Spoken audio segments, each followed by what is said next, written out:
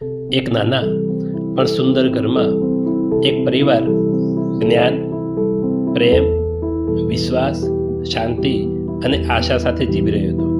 જાણે કે 5 ગુણોના 5 દીવા ઘરમાં પ્રગટી રહ્યા હતા.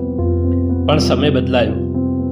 એક દિવસ જ્ઞાનને લાગ્યું કે ઘરના લોકોમાં અહંકાર આવી ગયો છે.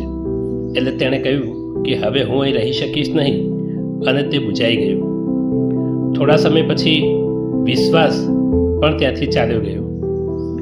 વિશ્વાસના ગયા પછી પ્રેમને લાગ્યું કે વિશ્વાસ વગર પ્રેમ કેવી રીતે ટકી શકે, અને પ્રેમ પણ એ ઘરમાંથી ચાલ્યો ગયો. જ્ઞાન, પ્રેમ અને વિશ્વાસના ગયા પછી શાંતિનું તો એ ઘરમાં રહેવું શક્ય જ ન હતું.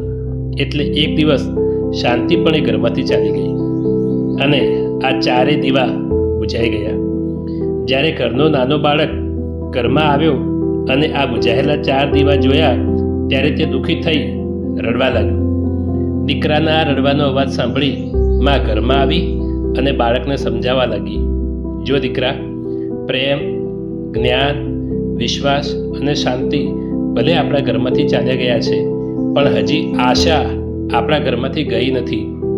આપણે આ આશા થકી પ્રેમ, વિશ્વાસ, જ્ઞાન અને શાંતિને આ ઘરમાં પાછા લઈ આવીશું.